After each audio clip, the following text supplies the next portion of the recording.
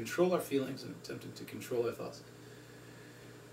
If someone's throwing out an insult, then you, well, after you learn this, you'll easily be able to own them. Because the plan is that I train a weapon, right? In martial arts and Soga Bujutsu, I train a weapon so that I may use it against the person, and so that they can never use it against me. If I understand the functionality of that weapon, then I understand the response to him attacking me with it. And I can defend against it. Not only that, I can turn that blade or that gun or whatever it may be, that stick, that chain, against the other person, use it against them. Use their strength against them, use their momentum against them, use everything that they've got coming at me against them. Well, what we need to do is we need to do the same with a verbal attack. First, we need to prepare ourselves so that there is no sting. To truly prepare ourselves so that there's no sting, we have to understand the origins of this thing. What's he really want? What's he really saying? Translate this, right? Don't just accept it. Don't just shut off your conscious mind and just like run the program, subconscious, run the program. Oh, now I get really ticked off. You don't say that to me. All that nonsense. I gotta throw more insults his way. It's silly. Brian, before when we were discussing it, called it fencing. I think that's really funny. Because that's what it is. I say something to you, then you say something to me, then I say something to you. And we see how these things land. We try to, and if none of those land, we attack each other's mothers, you know. Your mother wears combat boots. You know, just going at your mom, you know. It's ridiculous, right? Okay. So, own it. Okay, so let's say someone calls me a lowlife. You know you're a lowlife piece of trash, right? You know you're white trash. Okay. First, what we have to do is we have to take that insult, right? And we have to pocket it. What that doesn't mean is that doesn't mean we take it and we bury it inside ourselves and keep the hurt inside. That's not what we do. We take it and we literally stick it in our pocket. We think of it in the back of our minds. Am I a lowlife?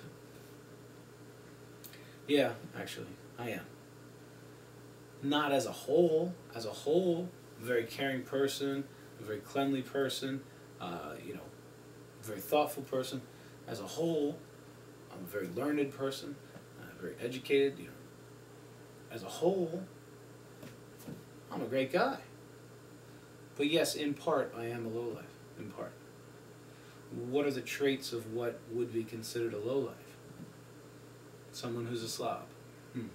Sometimes I take my socks off at night, and they don't make it to the hamper. That's kind of trashy. So, really, own it. Own it. A person recently, a psychologist was speaking to me, and I have the utmost respect for this person. They're amazing, very intelligent mind, very well educated, and really puts her education to practice, you know. And there's a lot of application to her knowledge. Some people are just textbooks. This person truly understands the application of what they've been taught, and I think that they've grown from there. What's interesting is that the programming still worked on her. So she was talking about this new job that she got, and she said, you know, how do you let the insults, you know, insults don't seem to affect you. How do you let the insults roll off of you? I know you're just supposed to let it roll off, but it really doesn't work. It always comes back. It always hurts. And I said, well, that's avoidance strategy. Avoidance strategy. She was saying that she works with kids, and the kids said, you know, you're so unfair. You're just so unfair. And I said, and that hurt you? And she said, yeah. And I said, well, that's simple. She says, what? I said, you are unfair. You are. If you're a human being, then you're unfair. What you have to ask yourself is, are you being unfair right now? Well, that's not the case. Right now I'm being very fair. But you're right, I am unfair. And if you can accept that as a fact, that you are maybe this much unfair, then it really doesn't bear any more sting. Does that make sense? Mm. You know. Own it. So what do you say to this comment? That this guy thinks he's God. You have purple hair. Right. I still don't know where That's that hard. came That's from. hard. Like, do I own that comment? And I searched through my mind. I can own that comment. Yes. Yes, I do. I do think I'm God. What? Because I'm God's son. There you go. We were all sons of the Father. I'm God's son, and I'm not the God, but I am a piece of the divine, a very small piece of the divine. So am I. So is he, and so is this lovely man sharing his thoughts. We're all pieces of the divine, and I don't know that one really. What then? If it's the translation doesn't work, so give me the definition. This guy thinks he's God. Really, what he's saying is this guy's pompous. This guy's arrogant. Okay, so can I own that? I've been pompous in my life, and I've let go of the shame of it. I'm not ashamed of it. It's not something that I wanted to be. It's something that I've been through that drama. I've attempted to cleanse myself of it. I'm not saying that I'm perfect. Nobody is. But I did a lot of good work on that one, and I'm not really a pompous guy. There's a little bit there, somewhere. I'm trying to cleanse myself of all of it. I don't think that'll ever happen.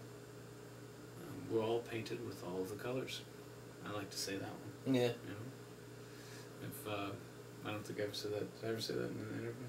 I don't know about an interview, but in class, yeah. So when God, or if you're not religious, when the universe came to create us, there were only so many colors to paint with.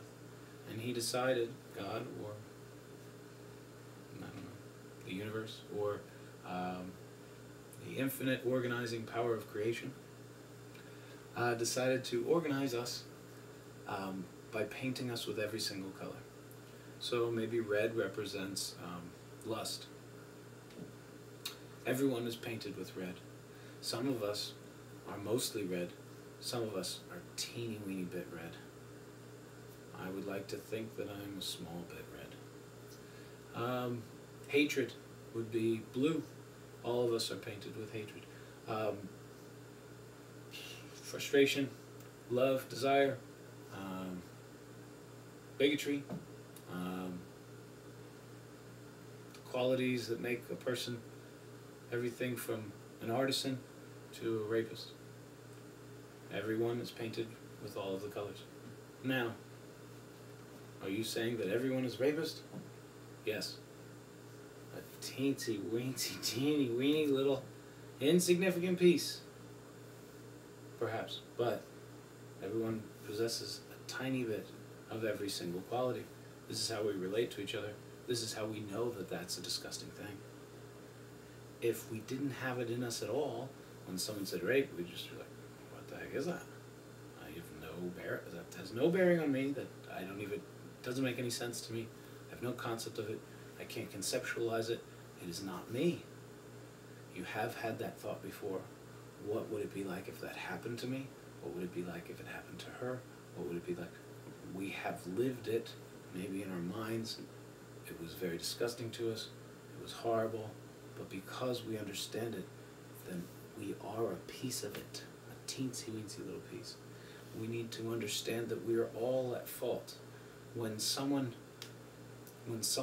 slights another person, it is not that person that we despise and disgust, and it's not that person that we need to persecute. It is within all of us.